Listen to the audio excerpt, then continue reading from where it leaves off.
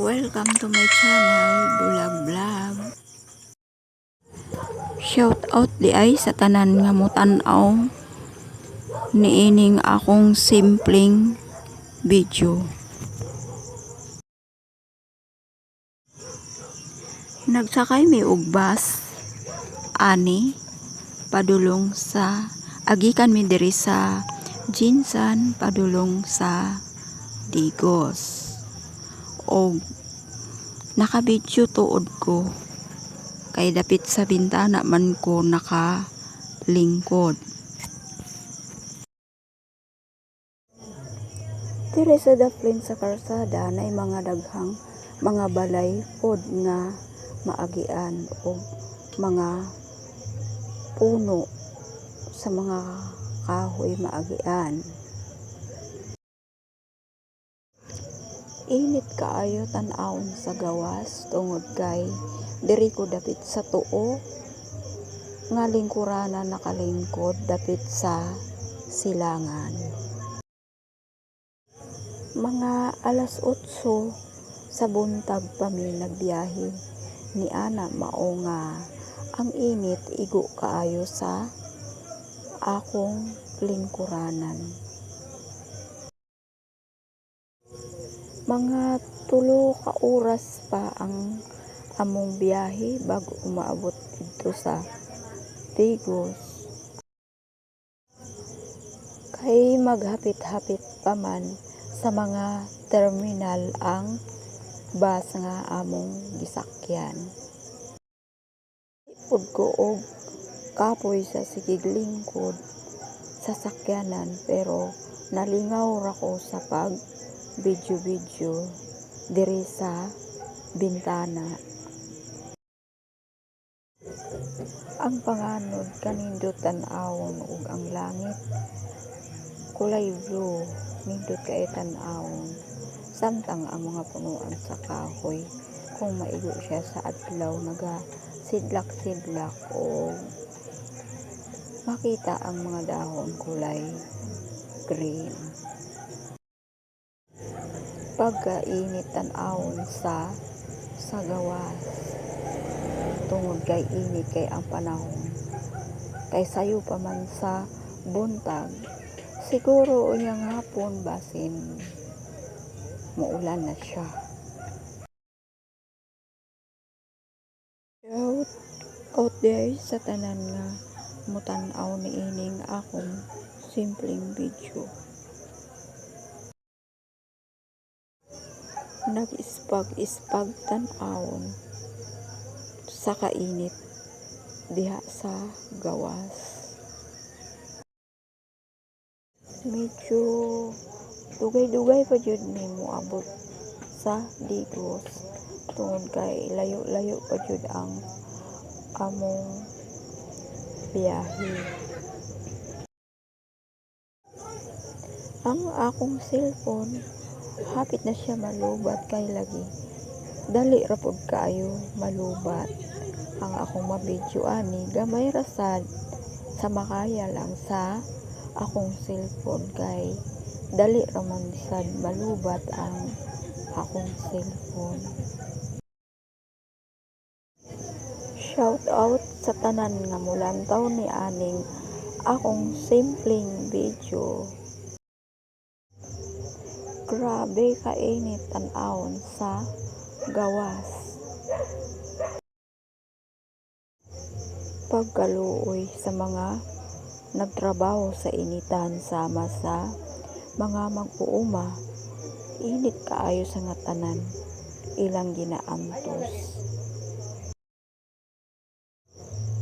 Og ang mga sakyanan naman pagkaluoy sa ilahang mga ligid nga init kaayo ang karsada. Ang uban mubuto tungod sa kainit. Murag luoy kaayo ang mga sakyanan kung pang-adlaw ang biyahe. Okay lang kung magabi tungod kay bugnaw na ang panahon, dili na init ang karsada.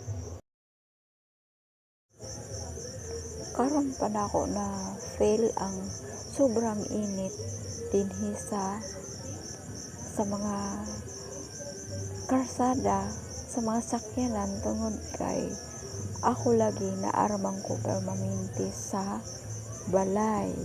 Talagsara ko makalaag sama ani tungod kay mahal naman pod ang pamasahe. Bus pamasahe gikan sa Jinsan padulong Digos 200 sa bus lang siya. Napay mga tricycle na masakyan bago moabot sa among giadtuan. Kanindot man magbiyahe-biyahe kung naay sariling sakyanan, pero sa manako nga mag-commute lang kalas kaayo og kwarta tungod kay mahal man pud ang pamasahe. Okay lang sad ang pagbiyahe nako karon tungod kay diri ko dapit nakalingkod sa bintana, naka video pa ko.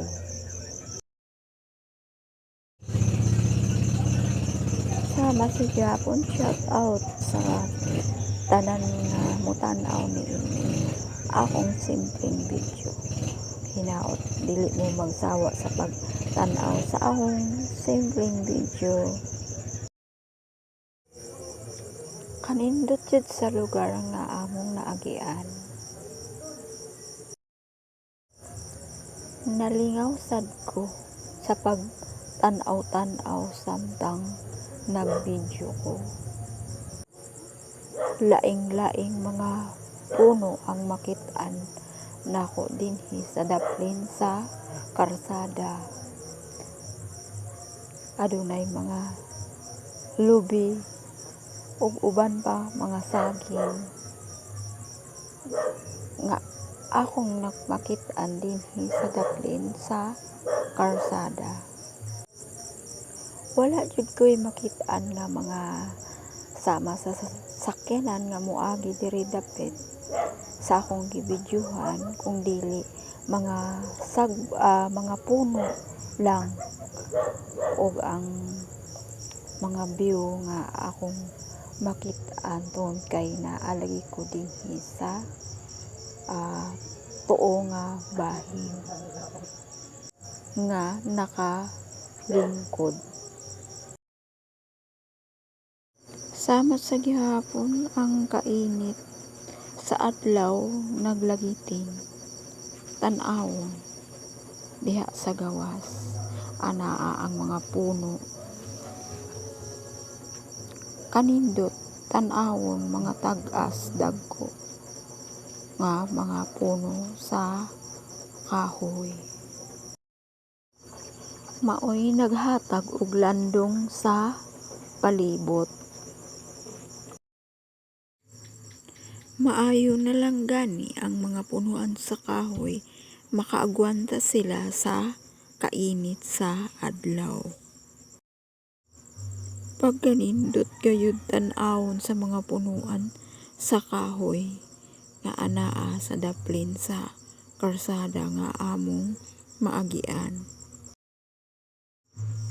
Dinhi matapos ang akong simpleng video, samtang kami nagpadayon pa sa pagbiyahe kay layo-layo pa ang among biyahe padulong sa Digos.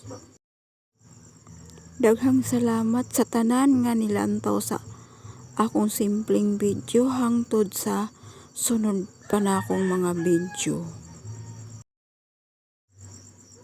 Thank you for watching everyone. Daghang salamat. Padayon pa mi magbiyahe. Bye bye.